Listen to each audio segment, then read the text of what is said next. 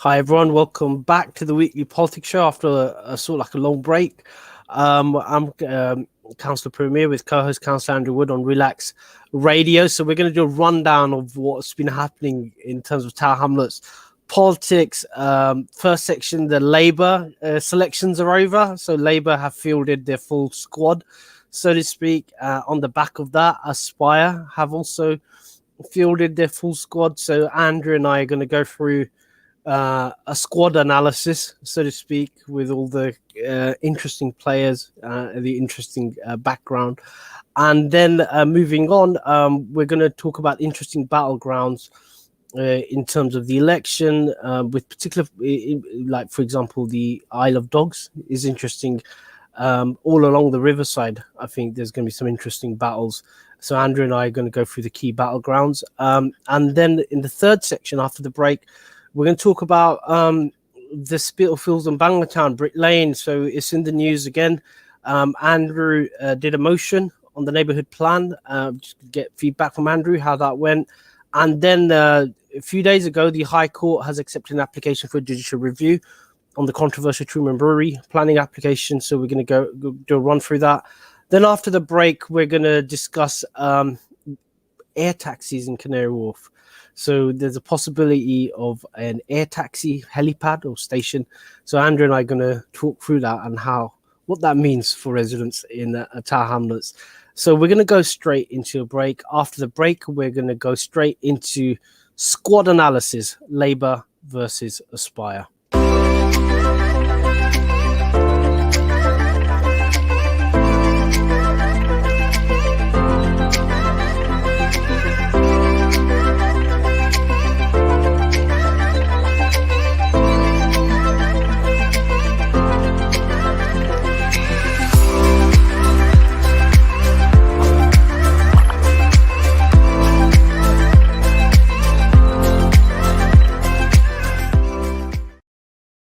Hi everyone, welcome back to the weekly politics show. I'm Councillor Puru with co-host Councillor Andrew Wood on Relax Radio. So in this section, we're going to talk.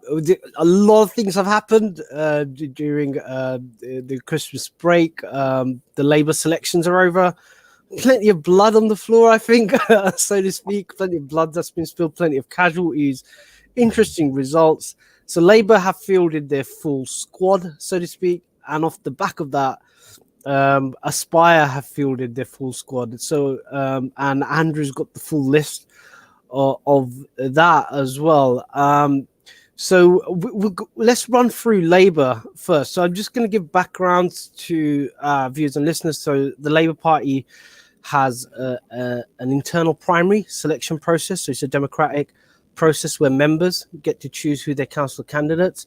It's quite a new tradition in Tower Hamlets. So for 24 years, they didn't have any primaries. It was the party leader who selected the squad, so to speak. But after a campaign, 2017 was the first set of member selections, they're called, and they carried on with the tradition in 2021. And interesting results, Andrew. I think the first shock for me was Councillor James King, who is a good friend, and we have stood together on certain issues. Him being knocked out on a really weird result. So I think 11 people turned up to the selection. It just shows how these things could be really topsy-turvy. Yeah. And I think he lost by a single vote to a complete someone who's not known in the area. He's a Labour Party activist. I think he was active in Stepney Green and then in Spitalfields, so not in the Limehouse area. He's not active, and he won the selection. So that was sort of like the shock. That was a shock for me. The other shock result is also Councillor Tariq Khan being deselected. Tariq and I, we started politics together in 2016. I still remember it like yesterday, the meeting in the CAF where we had this vision of changing Tower Hamlets. I walked away and Tariq unfortunately got pulled up against the wall and and got deselected. So that's those are the two shock results for me. Although you had Labour councillors deselected in certain wards, they found places in other wards. So, for example, Zenith Rahman, who's in Bromley North, got selected in Poplar. Asma Islam deselected in Mile got selected in Weavers, and then Victoria Bazi deselected in Whitechapel but got selected in Shadwell. So my reckoning, I think 2 Labour councillors got deselected. Is that correct? So I've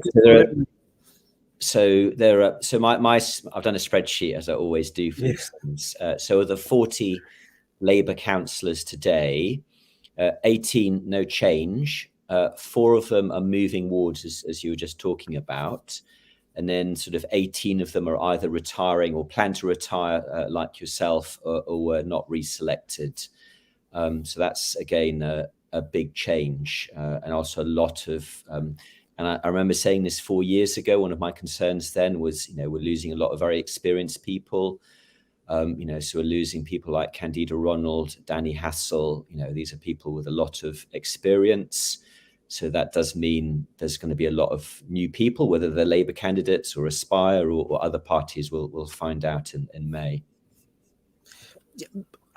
But there's also been some like retreads as well. So Mizan Chowdhury, who's a former councillor, got selected. The interesting one for me is a Councillor Abdul Shakur, I think he started his career in the 80s, and he was there during the ups and downs, so to speak, of the Labour administration. He was a key figure in the Professor Michael Keefe era. So Professor Michael Keefe and Abdul Shakur were councillors in Shadwell together, and now he's back. And I've spoken to Councillor Shakur, and he has ideas, so to speak. I don't know how favourable those ideas are with the current mayor, but he did make it clear that he will forward those ideas forcefully. But he's an experienced councillor, controversial as well, but he's experienced, and that's going to be an interesting battle. But in terms of Aspire, have you found any interesting candidates in their squad, so to speak? Yeah, so they've got a full slate of 45 candidates. I think 5 of them are former councillors. Well, 2 of them obviously are current councillors, so Kabir Ahmed, for example, and Haroon Amir and Shadwell, and then 3 others who were councillors in previous years, like Owed Ahmed, as example, and Miah in Canary Wharf ward. So again, with Aspire, there is some experience within that group, but again, predominantly sort of new people. And most of these people, I don't recognise their names. But they may be well known within their own communities, but as I said, I don't know most of them. And the other thing that has attracted comment is that out of the 45, 44 are male, and 1's a female in Limehouse, which will make Limehouse an even more interesting competition than it already was. But yes, perhaps not the most representative group in Tower Hamlets either. Yeah, I was a bit shocked by that, because just from campaigning experience, having a female candidate actually adds strength to the team. So a lot of, when I've been door knocking, a lot of female residents are uncomfortable talking about certain issues. They feel much more comfortable talking to a female, and I just find it bizarre, so to speak, why that hasn't been, because every time it's all I observed, it's the female candidates in the team who are the strongest, who pull the team through. So I just find that bizarre. But they might have a different electoral strategy from the one I'm used to, but I find that bizarre. The interesting one for me is a Mile End, where I've got Azad Mir, who was the former chair of the Mile End Labour Party and was a treasurer for Poplar and Limehouse CLP. he sort of like jumped to the other side and is up against the current chair of the Myland, who we went head to head on an AGM. So it's the battle of the two chairs, Lilu Ahmed and Azad Mir in Myland. One's a former chair and the other one's a current chair. So it might seem it's for me it might be an internal Labour battle that's being played out on the streets of Myland, but so that's an interesting candidate. I think Mayum coming back is interesting. He's got very strong presence on the Isle of Dogs. He does do a lot of activities. Yeah. So he's a force to be reckoned with. And then they got Saluk, who's a former councillor in Spitalfields. He's back, and that makes Spitalfields an interesting battleground. But it is a fairly inexperienced team, so to speak. But then, but then again, we have an executive mayoralty there. But then the other interesting figure is Iqbal Hussein, I think, who's in Lansbury, again a former secretary of the Labour Party, who has a lot of friends in the local Labour Party in Lansbury. So that's going to be an interesting contest in Lansbury. So again, sort of like it's sort of interesting. But just moving on, I think the Lib Dems are fielding sort of like they're not fielding a strong team all over the borough, but they got target seats. So Wapping is a target seat. From what I've heard, they fielded really strong candidates there. Yeah. They've been campaigning quite extensively. They've even got volunteers coming in from south of the river to campaign in Wapping. The other place where they fielded strong candidates is in Whitechapel. So they got Amino Khan and Assad, who were the former councillors in Whitechapel. And so, like, being the secretary there, I've seen the leaflets. They've already leafleted all the houses, so people are aware. So they're fielding sort of like a target. And the other sort of like the submarine to watch out for is Aziz Khan in Blackwell. So just to give, so I was a bit surprised to see Aziz Khan is a former Liberal councillor who was in Bethnal Green, part of the Liberal administration. He's come back to the Lib Dems, and he's on the island. He's on the prowl on the island, so he is someone not to be underestimated. So he's someone to watch out for. What about I haven't been following the Conservatives. Have they fielded their full candidates, Andrew? So in terms of the Conservatives, so I don't know the full story. What they have done is picked candidates on the Isle of Dogs, because traditionally that's been the strongest Conservative base. So they've definitely got candidates there, and definitely in St Catherine's and Wapping and in Limehouse, because, as I said, these are all potentially areas where the Conservatives could win. But I haven't heard anything about any of the other wards. So a little bit like the Liberal Democrats, they will be focusing on just a handful of wards across Tower Hamlets. And as far as I know, they haven't picked a mayoral candidate yet either. So they're also behind on that process as well.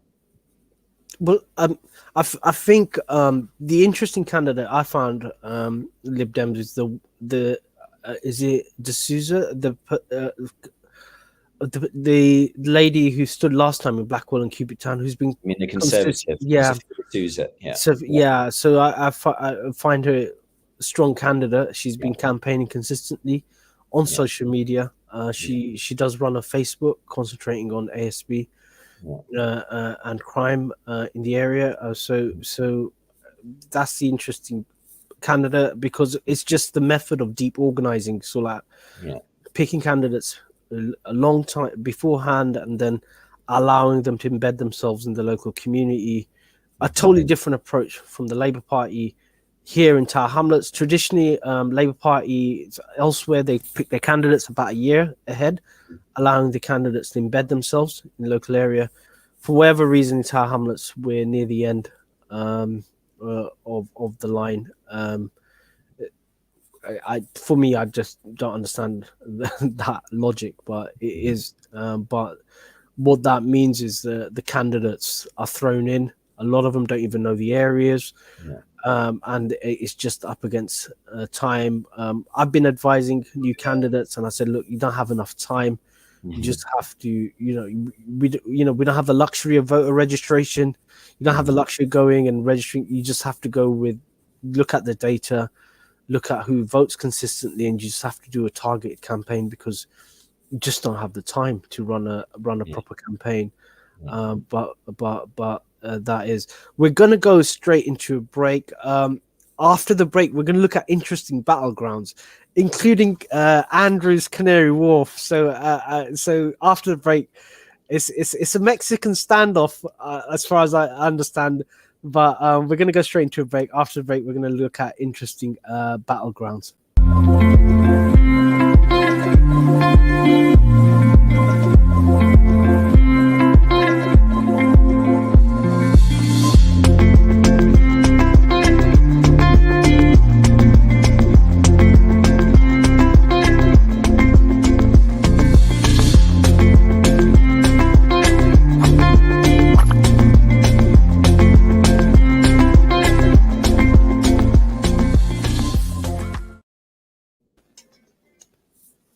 Hi everyone, welcome back to the weekly politics show. I'm Councillor Puru with co-host Councillor Andrew Wood on Relax Radio. So in this section, we're going to talk about interesting battlegrounds. So you got the candidates fielded.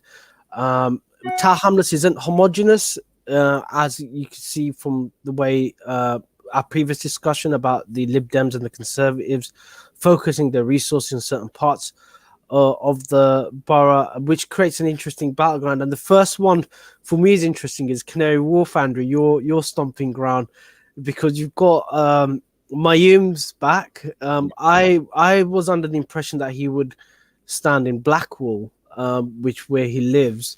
That was my sort of like logic, so to speak. But no, Mayum's coming back into Canary Wharf, and yourself there. Got Conservatives are fielding. Is it Samia Hersey? Samia Hersey. Samia Hersey, who's been quite active campaigning, and then you've got Adam Allnut from the Labour Party, who is quite an effective campaigner. Has been sort of like active locally. Adam did try to tilt on the ward in 2018, didn't get through in the selections. Got through now, so it's going to be a really hard battleground in the sense you've got four strong candidates, but 2 seats. So it's going to be really interesting with how the votes pan out. I think the voters of Canary Wharf are quite spoilt for choice. Andrew, what's your analysis? You're on the thick of it, so to speak, in this sort of like game of death in Canary Wharf. No, so I think you're right. It is going to be one of the most competitive wards because it's also a ward where 3 different political parties have won in the last 2 sets of elections. So Miah won it for Aspire in 2014. He also won it for the Conservatives in 2010, but no more on that. But the Conservatives have won it twice with me as one of the candidates in the past for the Conservatives. And the Labour have also won it with Kirsten Perry winning in 2018. And in 2018, there was a 7-vote difference between the 2nd, 3rd and 4th candidates, the 2 Labour and 1 Conservative.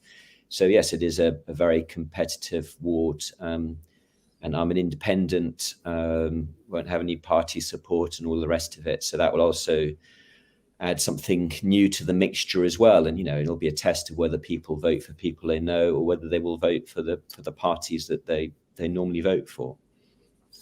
So that's interesting, and it's interesting in the sense that there's been a lot of change in your ward as well. So a lot of new buildings coming up, a lot of residents people haven't been in touch with. one of the things I've noticed is there's been a shift. So because private developers have to build social housing, you have families moving in from other parts of the borough there, which creates its own dynamics, which I find interesting.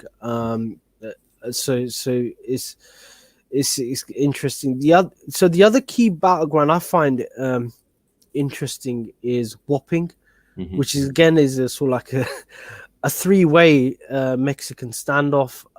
You've got, I think, the Conservatives are fielding they traditionally fielded strong candidates there, and that it was held previously by a Conservative councillor. You got the Lib Dems fielding a strong team, and then obviously you got Labour with Abdal Ullah, who's an experienced councillor. So it's going to be an interesting battleground, especially with the Lib Dems pouring huge amounts of resources in to that. Any observations on the Wapping? So Wapping, interestingly enough, has one of the highest percentages of graduates of any ward in the whole country, even higher than you might think of places like Oxford and Cambridge. So from memory, I think it's over 60%, and that's a group where the Liberal Democrats have done well with in the past. But like a lot of the wards, the key will be voter turnout, because a lot of the graduates tend not to vote. But if the Liberal Democrats can get those people out, then yes, they will be very competitive in that ward. So, for example, Neil King is standing for the Conservatives, and he's fought that for many years. And the Conservatives had it for about 10 years up until 2018. So they will definitely feel that they can win that. But how the vote then splits, and the other issue for the Conservatives will be the Boris impact. You know, a lot of people are very upset with Boris Johnson, and will that rub off on local candidates? I think it would be unfair, because local issues are very different from national issues, but it might have an impact, because it always does to some extent. And then the other interesting battleground again is on the island is Blackwall and Cubic Town, which is sort of like a three-way sort of like standoff. Aspire haven't put in any strong candidates there, from my understanding. It's between the Conservatives, Labour, and the Lib Dems who've done quite well there, despite not campaigning. And again, with the Labour team, you've got existing Councillor Papu there with the two new candidates. Got Asra Anjum, who lives locally and is the secretary of the CLP. And then the other interesting candidate is Chris Worrell. So like an interesting character in the Labour Party, quite active on social media, trolling people. He doesn't troll me. We do sort of like shake hands and smile, and we do get along privately, but not in terms of politics. So Chris describes himself as a YIMBY. He's pro development, pro skyscrapers. I think he came to one of the planning meetings, and I think 101. I think Whitechapel, the controversial one. Chris was arguing, and he was upset when his Labour councillors voted against it. But he is a very strong campaigner. Chris is, and so it is going to be an interesting battleground. And then the other one, which is sort of like another game of death, is Whitechapel, where you've got a sort of like a three-way contest between Labour, the Lib Dems, and Aspire. So Aspire fielding Shafi, who was the previous councillor, who won in a surprise by-election against Labour. Then you got the Lib Dems fielding Aminu Khan and former Councillor Assad. They were the previous councillors for the ward. They lost in 2018, so they're coming back. And then you got the two incumbent Labour councillors plus a new candidate, Farhana Zaman, for Labour. And so it's going to be a three-way battle. And the rumours are that Shahid Ali, who was the former councillor for Whitechapel, is going to stand as an independent. Okay.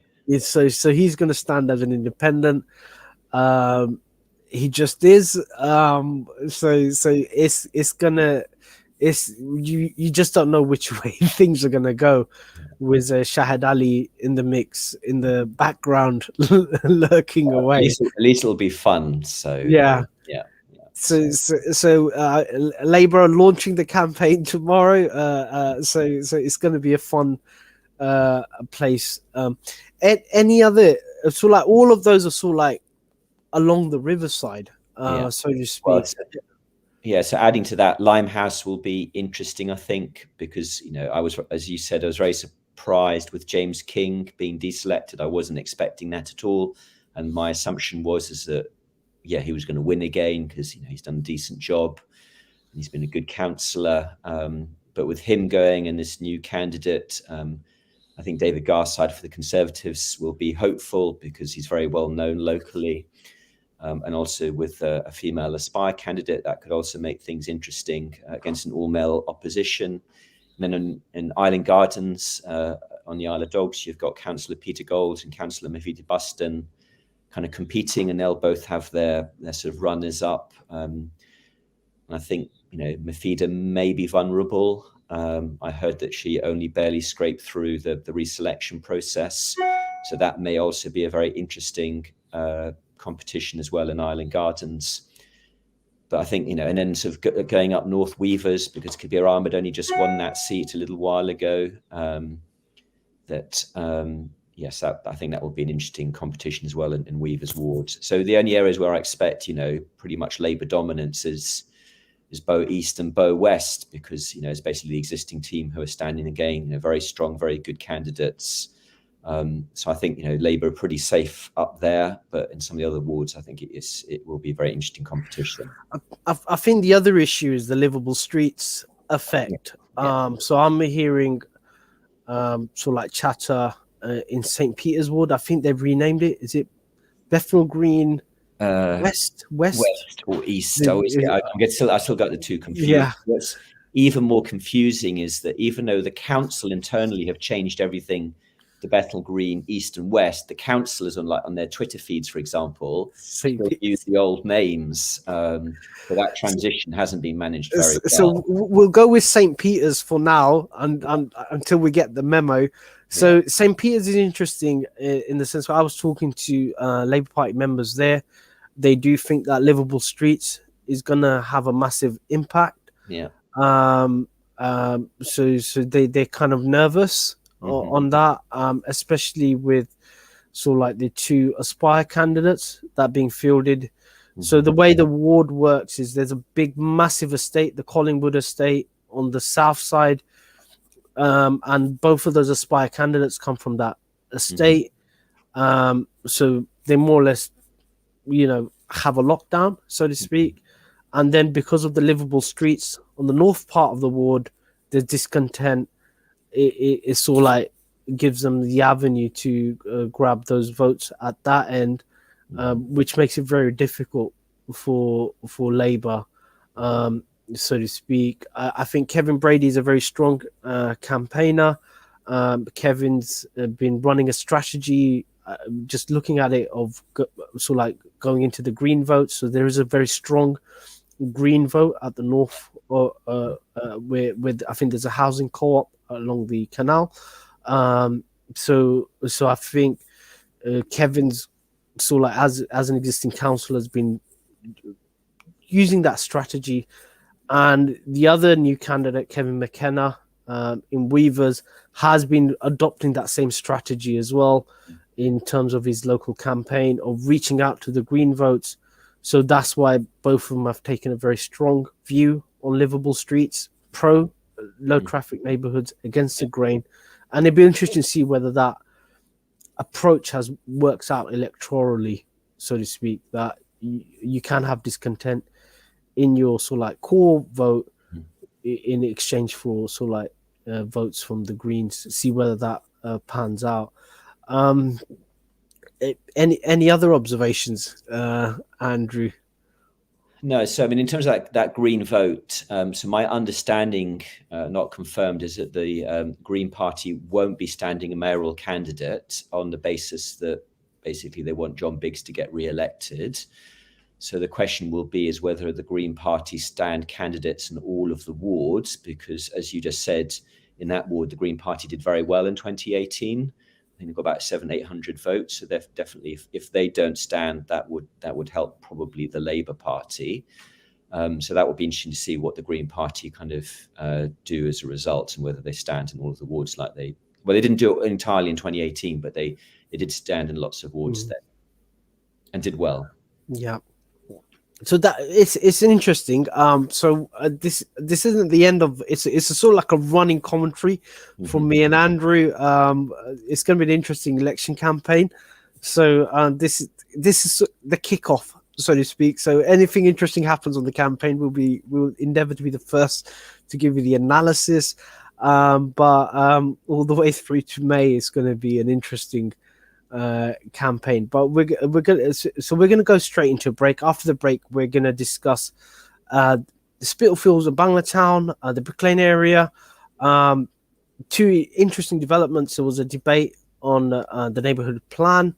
Andrew put forward a motion, and then the High Court has accepted an application to overturn the controversial Truman Brewery planning decision. So we're going to go straight into a break.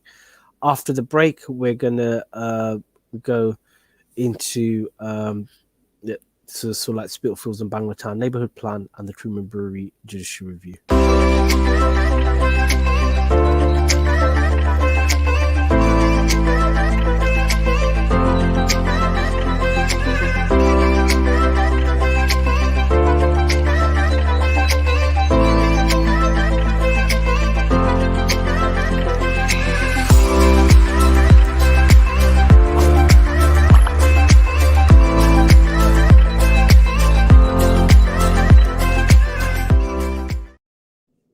Hi everyone, welcome back to the weekly politics show. I'm Councillor Puru with co-host Councillor Andrew Wood. So in this section, we're going to talk about the recent developments in the Spitalfields and Banglatown area, known widely as the Brick Lane area. It has the iconic Brick Lane, but it also has sort of like the historic Spitalfields area. Two interesting developments. One is there was a debate at full council, Andrew, I believe, on the neighbourhood plan, which you put forward a motion. So if a motion is put forward, there's a debate. So Andrew, you want to just run us through your motion and what it was asking for and the background to it, and what the response was? So the background was on Thursday, 11th of November, there was a referendum in Spitalfields. I think we've talked about this before. And because it was a neighbourhood plan area that has lots of businesses as well as residents, there were two votes on the day. There was a business vote and a residents vote. And the problem was the residents voted yes, but the businesses voted no. So in these circumstances, basically the decision is up to the council or councillors to decide. So in effect, councillors have to decide whether they go with the resident yes vote or the business no vote. And the problem is that Tower Hamlets Council appears, or at least officers, basically don't want to make a decision. So what they seem to be wanting to do is they're asking the forum to talk to their opponents to agree, some kind of compromise. The problem with that is because the whole process is bound by law and statute, is that the more changes you make, the more likely you have to go to repeat the whole process again. So if you make material changes to the neighbourhood plan, you actually have to restart the consultation, restart the independent examination, and have another referendum, which means the whole thing gets delayed probably by a year. And the problem is that nobody's had to deal with this problem before in the United Kingdom, because this is the first time where there's been that split vote and where businesses have actually voted no. So Tower Hamlets Council are trying to have to figure out for the first time how to deal with this. Basically, they don't want to take a decision. And one of the reasons for that is that they're worried about a legal challenge either from the Neighbourhood Planning Forum or from the businesses. But the problem that we have, and I'll say it now because Councillor Peter Golds did talk about it, is actually there is an active police investigation underway right now into the referendum over some issues related to voting. And one of the other issues, and this is from looking at the marked register, which I've been doing, is half of the business votes, 49.5% of them, come from one building in the area. And it's a certain type of business. I'm not going to say which business it is. I think, we have talked about this before. But my argument is actually the business vote is not representative of the wider business community, and therefore we can ignore that and go with the resident vote. So what the motion was about was just kind of going through some of the background, going through why perhaps this one business were opposed to the neighbourhood plan, because there's a policy that basically increases or reduces the price for some of the office space with any new development, because Tower Hamlets Council have this policy that 10% of any new office space should have reduced rents, and the neighbourhood plan kind of took that one step further in terms of the reduction in rents.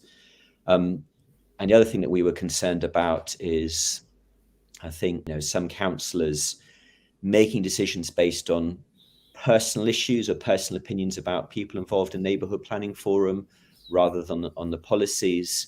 So we were worried about that. So in the motion is a section talking about the risk of legal challenge, and basically the motion at the very end basically sort of asked the council that this council condemn any abuse of the Spitalfields neighbourhood plan referendum. That's all the motion was asking for. And Councillor Peter Golds and myself obviously made those arguments, but the Labour group decided to vote against it, to vote no, and their argument on the night, that was the only way of actually sort of, in effect, kicking this into long grass, to delay any actual decision, even though the only thing we were asking for was a condemnation, and was to condemn any abuse of the neighbourhood plan referendum process. The Aspire Party supported this motion, so they agreed to condemn any abuse of the Spitalfields neighbourhood plan. But the Labour group decided not to do that. And one of the problems now is that this whole mess, because it is a mess, is just going to carry on and on and on. Because yes, there will be talks between the Neighbourhood Planning Forum and their opponents. And I think on some things, things like to do with name changes, maybe changing it to Spitalfields and Banglatown, that's easy, doesn't require a new referendum. But I think some of the other policies, which the parts of the business community were opposed to, you're not going to resolve that easily. So this is going to be a poison chalice, which means that whoever gets elected in May, one of the things they're going to have to deal with is a decision on what to do with the Spitalfields neighbourhood planning referendum results. And it's also not good because it also means any planning applications which come forward in this area, there will be this degree of uncertainty about the weight to give the neighbourhood plan. It will still carry a lot of weight based on government guidance, but developers will also be able to say, well, there's a split vote and it hasn't been approved by the council yet, and therefore we should give it reduced weight as compared to the council actually last week voting yes for this. And as a result, we've had to do lots of work. There's a letter going into Michael Gove, the Secretary of State, just to make him aware of some of these problems, because the other part of the problem has been is I don't think anybody in government foresaw the kind of difficulties that we've now got. So therefore, some of the regulations and the guidance is not strong enough. So we're going to have to write to the government and to say, are you aware of these problems? And you're going to need to tighten up some of the regulations. So a good example of that is there's a spending limit. You're not allowed to spend more than £2,800 during the referendum process. But we think the anti-campaign spent a lot more than that. But there's no mechanism that requires them to report their spending. So there's a rule that says you can't spend more than £2,800, but there's no mechanism for them to actually report what they actually did spend. So that's why government are going to have to change the rules on some of this stuff. Well, following this uncertainty on the neighbourhood plan is the acceptance of the application for judicial review of the Truman Brewery, controversial planning application to overturn it. again, there is the impact of the neighbourhood plan, because part of the argument is that they didn't consider the neighbourhood plan. Although I think people, decision makers, have to give weight to the neighbourhood plan as if it's passed until the referendum result is until it's adopted. I think once it's put forward, that's what the advice was from the planning officers.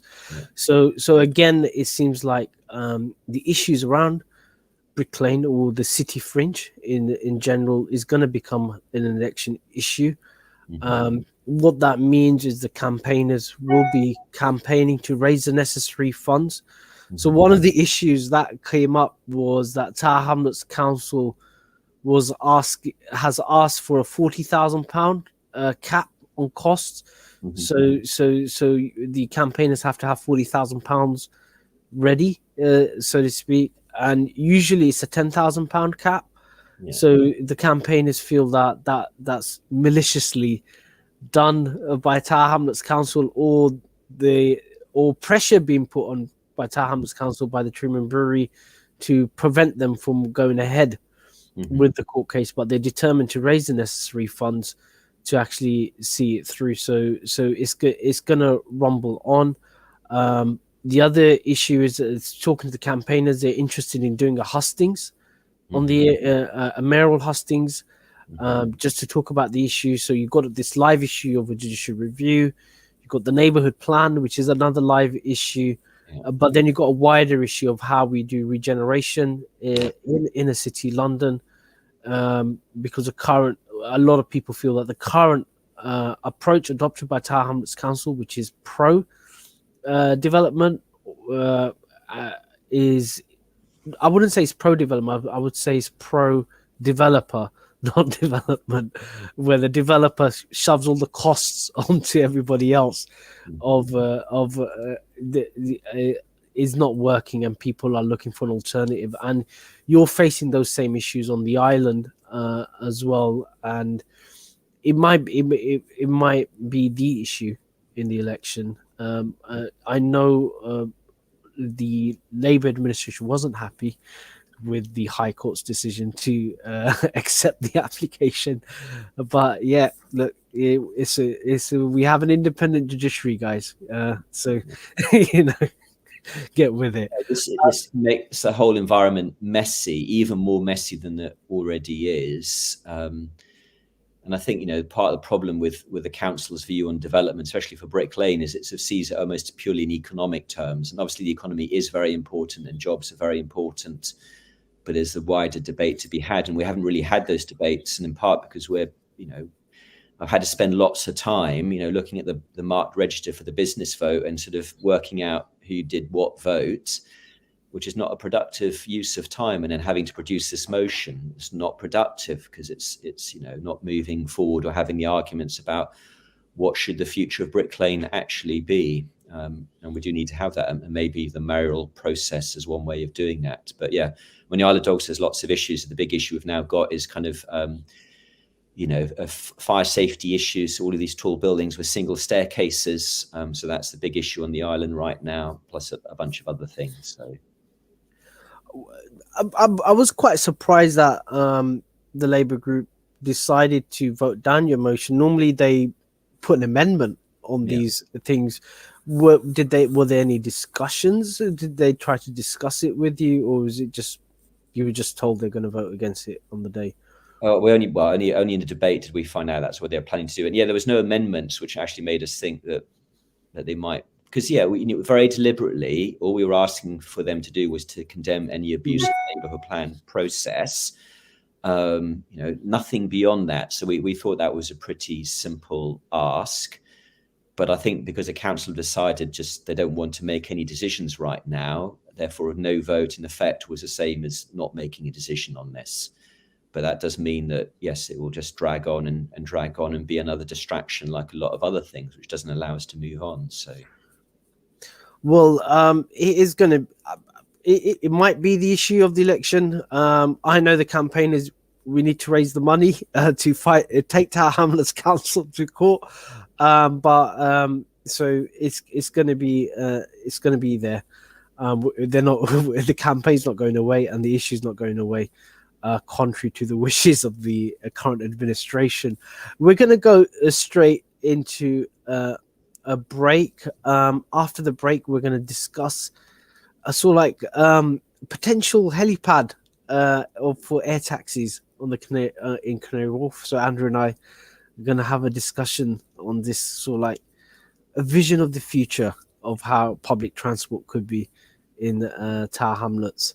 So we're going to go straight into a break. After the break, air taxis in Canary Wharf.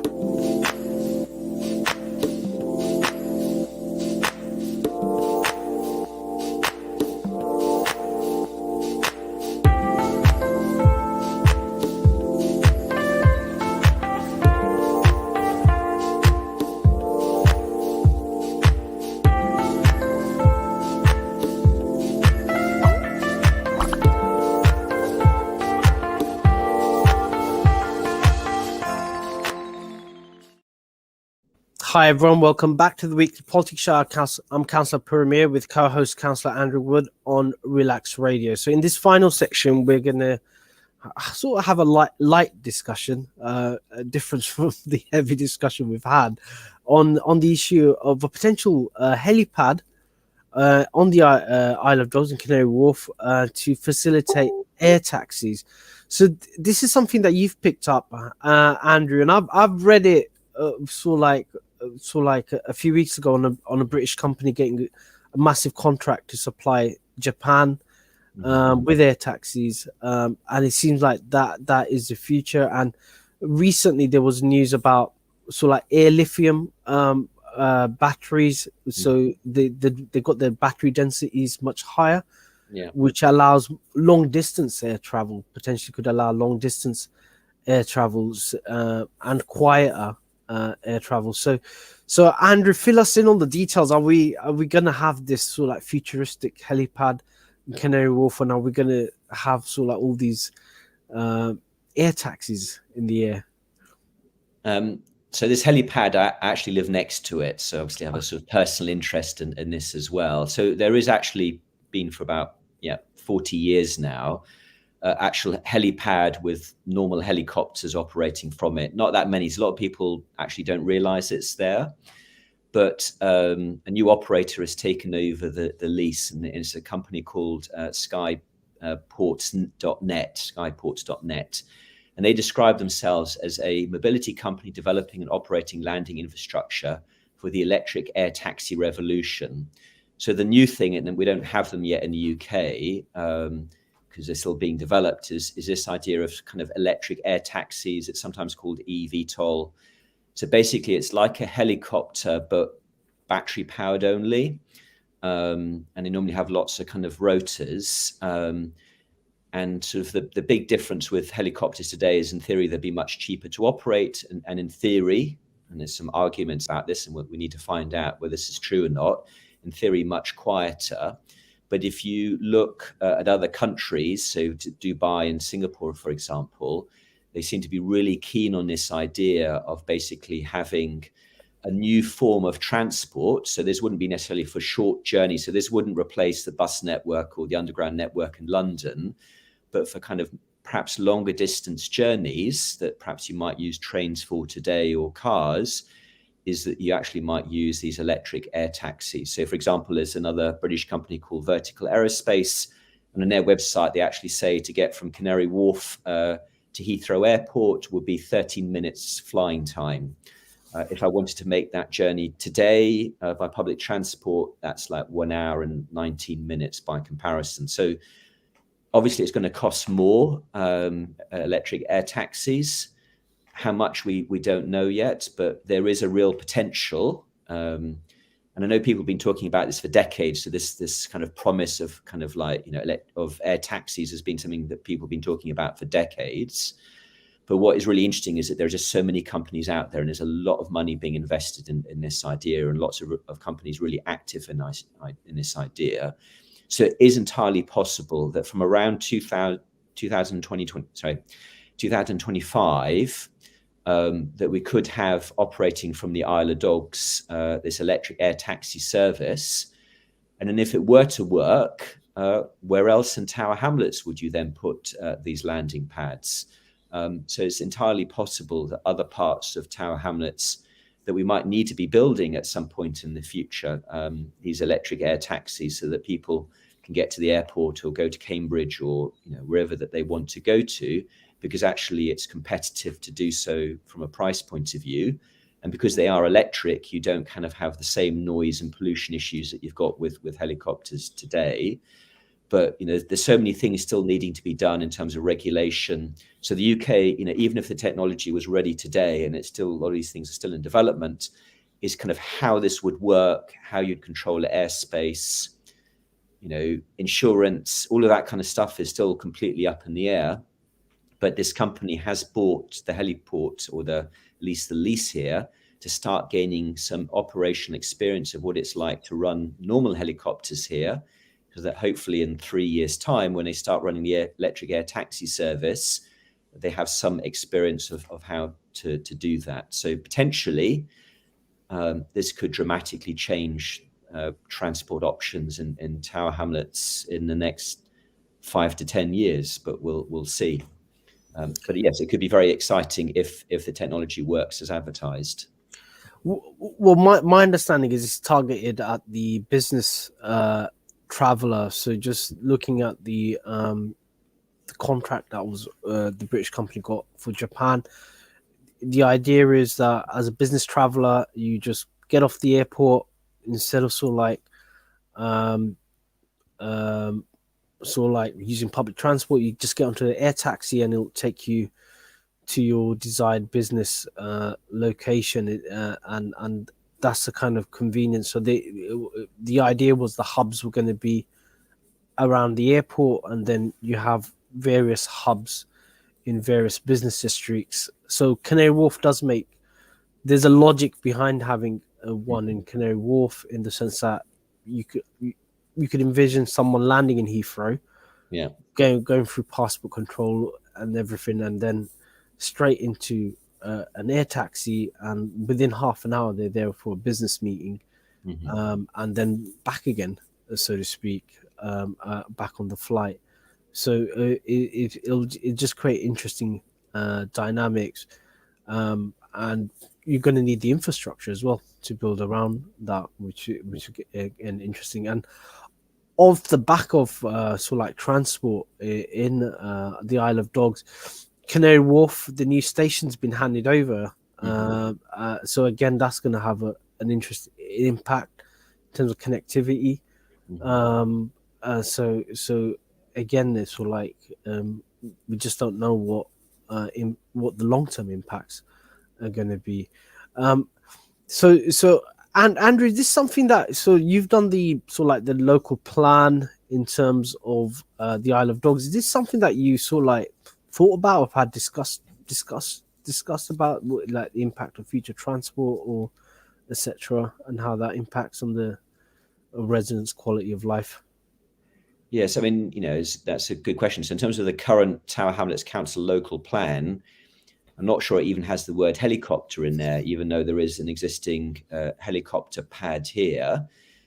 Same with the transport documents. It's like invisible, because I think actually a lot of council officers are not even aware that there has actually been a helipad operating since the year 1980. So, if this is going to sort of become, one of the future modes of public transport, because if you think about, like a train journey from here to Oxford on a Monday morning is not cheap. So it may well be that actually an air taxi is competitive. And the other point to make is that because of the battery technology, these are not going to be really long distance journeys that they can do. So we are talking about relatively short journeys within the southeast of England that they can do. So yes, mainly to airports, but also potentially to other towns. But who knows how this might develop? We haven't had any really big changes in kind of transport technology for, the bus has been around for 100 years. Underground trains have been around for 100 years.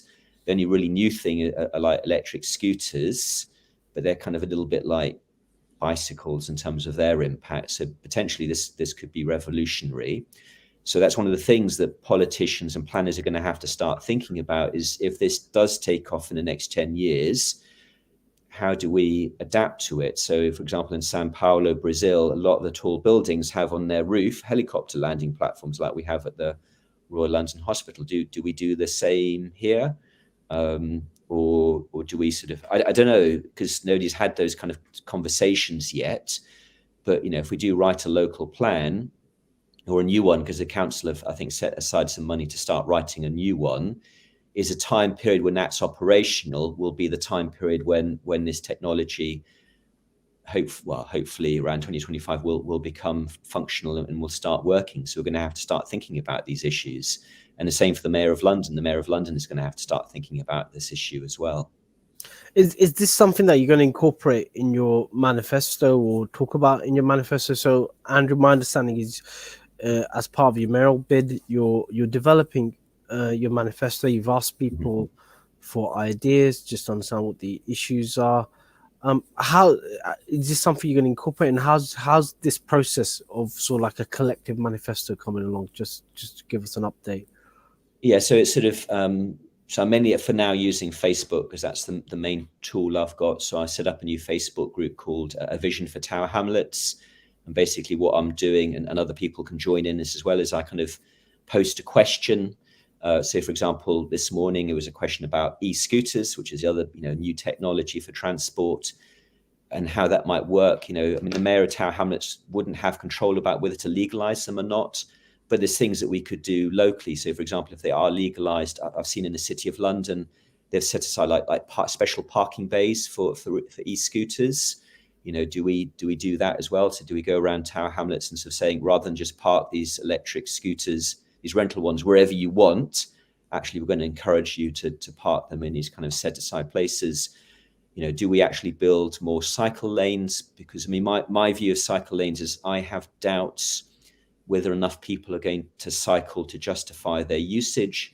But that could dramatically change if there's lots of, if e-scooters become legal, then actually we could see lots of cyclists and e-scooter riders using these new lanes, which might therefore justify the kind of, setting aside space for them. I don't know. And those are the kind of questions that we're talking about on Facebook, and will be part of the campaign, because what we'll be trying to do is writing a manifesto that either asks these questions or comes up with solutions, or says how the next mayor of Tower Hamlets should deal with some of this stuff. And electric air taxis will be one of the subjects within it. And I think broadly I'm supportive of it, but we do need to check some of the claims made about noise in particular, and some of the safety issues as well, as to how that might work in the first 5 years. And one of the reasons why it's here is because helicopters use the River Thames as a kind of transport route. So if the helicopter has a problem, it goes into the river, which is not great for the people in the helicopter, but at least it means that nobody on the ground gets hit. So how will that work in the future? Well, have you got a time frame as to when you'll publish your manifesto, or at least the main ideas? Do you have a timetable in mind, Andrew? Yes, I think so. So the rough idea is I will. So these conversations are happening every day. So tomorrow morning I'll put more stuff on Facebook. But I wrote a list of all of the issues to cover, and it's a very long list. And I forgot dogs. I forgot to write something about dogs, and then I thought mold is a big problem right now this winter. What can the council do to help? There's not really much information, so I need to put. So this process will take time. So I think roughly our idea is to sort of finish that first draft in February, and then see what people think about it, and then have conversations about it, and then fine tune it in March, with the objective that a month before the elections on the 5th of May, that there is a pretty much final manifesto for people to look at.